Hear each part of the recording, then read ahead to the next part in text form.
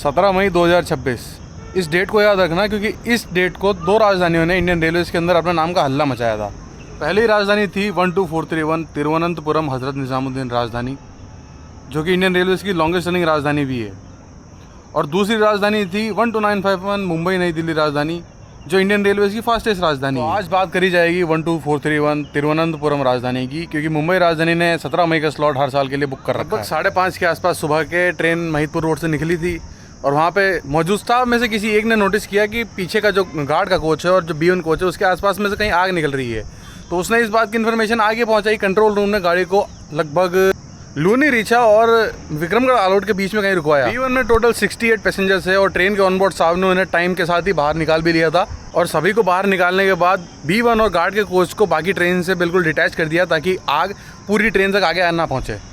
हालांकि इसमें किसी भी तरह की कैजुअलिटी नहीं हुई। रेस्क्यू करने के लिए पायलट लोग को भी कोटा जंक्शन से भेजा गया, क्योंकि जिस तरह से आग लगी थी उसके कारण ऊपर का जो OHE वायर होता है जिससे इलेक्ट्रिसिटी सप्लाई होती है वो भी डैमेज हो गया था, तो उस ब्लॉक की इलेक्ट्रिसिटी भी कट चुकी थी। इसके चलते राजधानी के पीछे का जो मॉर्निंग ट्रैफिक था जिसे अपने टाइम से पहुंचना था वो पहुंच नहीं पाया और जहां था उन्हें वही स्टेबल कर दिया और उनका भी डिले बढ़ता चला गया। इस अनफॉर्चुनेट इंसिडेंट के बाद राजधानी लगभग 1:30 बजे कोटा पहुंची और जितने भी बड़े लेवल के अधिकारी थे सब वहीं पर मौजूद थे उस टाइम पर।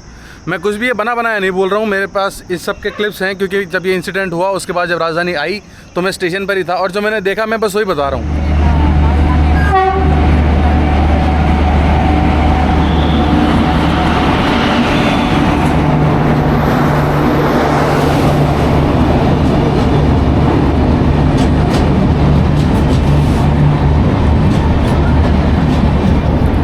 तो ये गुजरी है 12431 तिरुवनंतपुरम निज़ामुद्दीन राजधानी, जो लगभग 6.5 घंटा लेट चल रही है। तो आगे आप देख सकते हैं ये बगल में खड़े हैं कोच, तो यहाँ से अटैच किए जाएंगे इसमें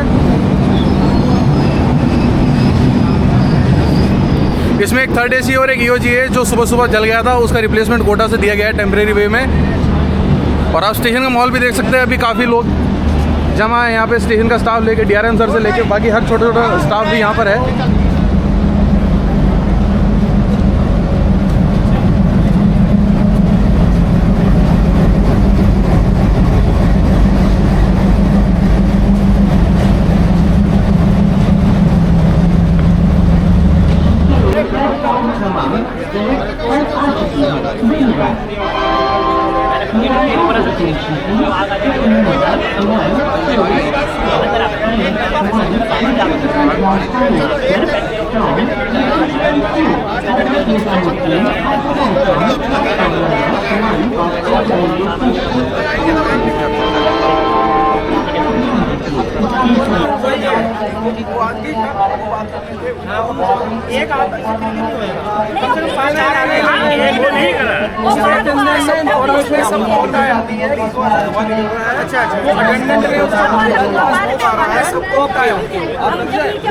वो जो इंजन आपको इसको डिब्बे को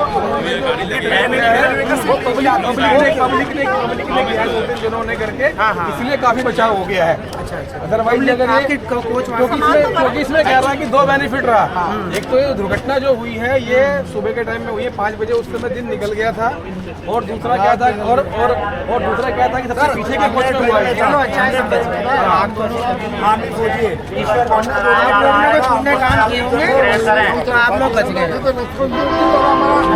तो ये कुछ क्लिप्स थे जिसमें आप देख सकते हैं कि कोटा के DRM और बाकी का स्टाफ भी नज़र आ रहा होगा। वो हर किसी से इंटरेक्ट कर रहे थे, हर किसी से उनका कंसर्न जान रहे थे। अगर किसी को कोई मेडिकल नीड हो तो वो मेडिकल नीड प्रोवाइड करवा रहे थे। इस अनफॉर्चुनेट इंसिडेंट का रीज़न क्या है उसका जवाब मेरे पास नहीं है, टू बी वेरी ऑनेस्ट। ये कैसे हुआ, क्यों हुआ, किसी ने जानबूझ के किया या फिर कोई टेक्निकल एरर था, इस बात का जवाब दे सकती तो सिर्फ रेलवेज़। लेकिन मेरा कहना इतना सा है, जो मैंने देखा है मैं उस चीज़ को बता रहा हूँ। मैं यहाँ किसी की भी वाहवाही करने नहीं आया हूँ या फिर किसी भी तरह का कोई PR नहीं कर रहा हूँ। मैंने जो देखा मैंने वो बताया है। मेरे आज के इस वीडियो का पर्पस बोलो चाहे एजेंडा बोलो वो आपकी मर्जी है, आपको जो समझना आप समझ सकते हो। बड़ा सिंपल सा है कि जब ऐसे इंसिडेंट्स होते हैं तो उसके बाद रेलवेज़ की जो ऑफिशियल रिपोर्ट आती है हमें तब तक वेट करना चाहिए। हमें किसी भी तरह के कोई ऊट पटांग कमेंट्स पास नहीं करने चाहिए, क्योंकि हो सकता है फ्यूचर में हमारे लिए बैकफायर का काम कर जाएँ। अब मैं अपने अगले वीडियोस में कई सारे रेलवेज़ के ऐसे टॉपिक को भी उठाऊंगा जो लोग आपको दिखाते होंगे कि ये ऐसा होता है वो ऐसा होता है, लेकिन उसको ढंग से समझाते नहीं होंगे, ताकि आपको पता रहे कि अगर किसी ऐसी सिचुएशन में आप गलती से फंस जाएँ, वैसे भगवान करे ऐसा ना हो, लेकिन अगर फंस जाए तो आप उससे बच के कैसे निकल सकते हैं। या फिर आपको पता होना चाहिए कि रेलवेज़ के गाइडलाइन में इस चीज़ का क्या मतलब होता है। और साथ ही में अब मैं मिनी जर्नी कंपैरिजन्स भी डालूंगा जिसमें मैं 2 डिफरेंट पर्सपेक्टिव को समझाऊंगा।